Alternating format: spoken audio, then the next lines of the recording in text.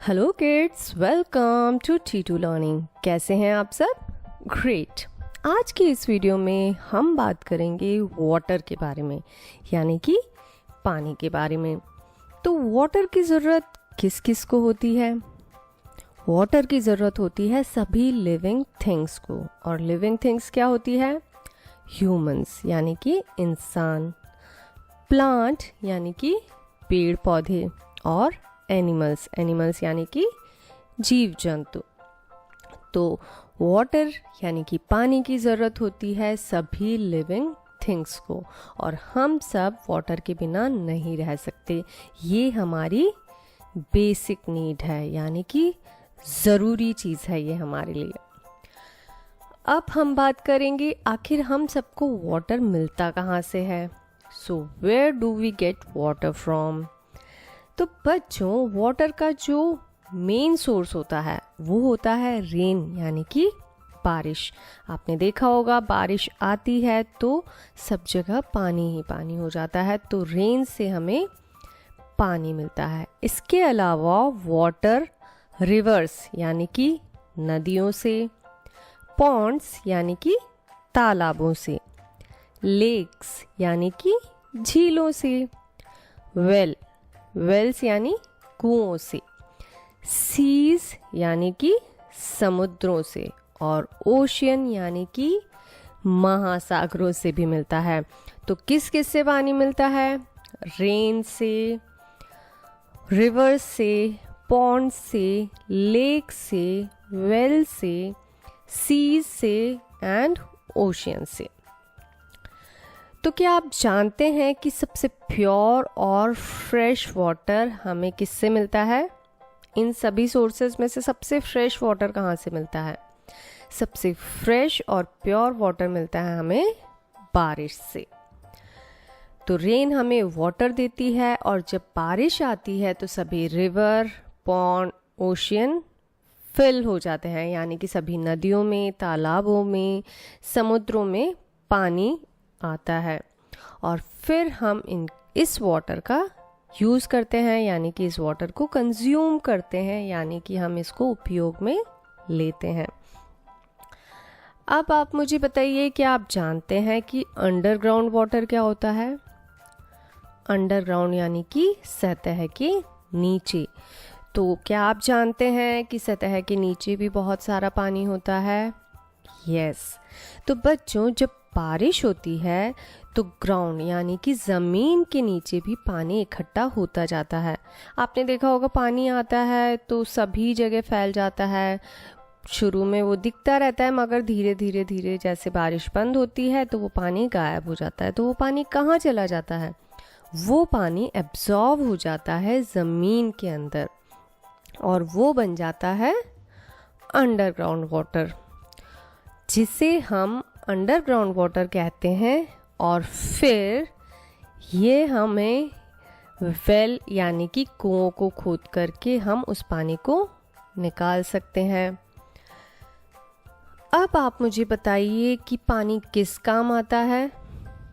Yes, पानी सबसे important मनुष्यों के यानी इंसानों के पीने के काम आता है, पेड़ पौधों को देने के काम आता है, जिससे कि वो सरवाइव हो सकें। सभी एनिमल्स पानी पीने के काम में लेते हैं। तो ये सबसे इम्पॉर्टेंट यूज़ है पानी का। इसके अलावा और क्या यूज़ होता है? तो हमारे घरों पर आपने देखा होगा कि वाटर बहुत काम में आता है। जैसे कि किचन में कुकिंग के काम आता है, यानी कि खाना बनाने के काम में आता है। पानी पीते हैं और पानी से नहाते हैं। पानी से ही वॉशिंग यानी कि कपड़े धोए जाते हैं, बर्तन धोए जाते हैं, क्लीनिंग की जाती है, पेड़ पौधों को पानी दिया जाता है। तो बहुत सारे ऐसे काम होते हैं जो कि पानी से होते हैं। इसके अलावा वाटर का यूज़ आपने देखा होगा आसपास, आप ऑब्जर्व कीजिए और क्या काम होते हैं। एनिमल्स को नहलाने के काम आते हैं, उनको पानी पिलाने के काम आता है। फायरमैन आग किससे बुझाता है? पानी से बुझाता है। और इसके अलावा क्या आप जानते हैं कि इलेक्ट्रिसिटी भी पानी से भी बनती है? इलेक्ट्रिसिटी बनाने के लिए पानी बहुत हेल्प करता है। तो बच्चों, आप भी अपने आसपास देखिए और बताइए कि वाटर का यूज़ और किन किन चीज़ों में आता है। अब हम जानेंगे कि रिवर से हमारे घर तक वाटर कैसे पहुंचता है। How do we get water to our home? सोचिए, अगर हमारे घर में नल नहीं होता तो पानी पहले कैसे लेकर के आते होंगे जब नल नहीं होता था? ये आपने कभी सोचा? जी हाँ, फिर जो रिवर्स होती है उनके आसपास ही लोग रहा करते थे या तालाबों या कुओं के आसपास रहते थे और वहाँ से मटकियों में पानी भर के लाया जाता था। तो ये प्रोसेस बहुत ही मुश्किल होता था।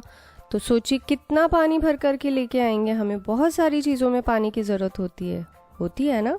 बट आजकल कितना आसान है, हमें बस नल खोलना है और पानी हमारे पास होता है। तो वो पानी कैसे आता है, बता सकते हैं? यस, ये पानी रिवर्स से वाटर के यानी कि पानी के बड़े बड़े पाइप्स के थ्रू ये वाटर क्लीन होने के लिए फिल्ट्रेशन स्टेशन जाता है। जो नदियों का पानी होता है, जो तालाबों का पानी होता है, वो साफ़ नहीं होता क्योंकि उसमें आसपास की गंदगी आ जाती है और वो पीने के लायक या कंज्यूम करने के लायक नहीं होता। तो उस पानी को पाइप से फिल्ट्रेशन स्टेशन भेजा जाता है जहाँ पे उनकी उस पानी की क्लीनिंग होती है और वहाँ फिल्टरिंग स्टेशन से क्लीन होकर के पानी पाइप्स, बड़े बड़े पाइप्स के थ्रू कहाँ पे आता है? हमारे घरों तक पहुँचता है। तो ये जो पानी हमारे घर तक आ रहा है वो बहुत मेहनत के बाद पहुँचता है। तो ये पानी बहुत कीमती होता है, जिससे अक्सर आपने देखा होगा हम या हमारे आसपास के लोग उसे बहुत आसानी से वेस्ट कर देते हैं, बहा देते हैं। किड्स, क्या आप जानते हैं कि अर्थ के यानी कि हमारी पृथ्वी के 3/4 पार्ट में वाटर ही वाटर है, क्योंकि बहुत सारे ओशन हैं, रिवर्स हैं। तो हमारी धरती में जब आप अर्थ का सर्कल देखते हो तो उसमें बहुत सारा ब्लू पार्ट दिखता है, दैट इज़ वाटर। बट इतने सारे पानी को हम यूज़ नहीं कर सकते, आई मीन कि वो यूज़ करने लायक नहीं होता। क्यों? क्योंकि उसमें से ज़्यादातर पानी जो है वो है समुद्रों का और महासागरों का, यानी कि सीज का और ओशन का। तो हम उसको यूज़ में क्यों नहीं ले सकते?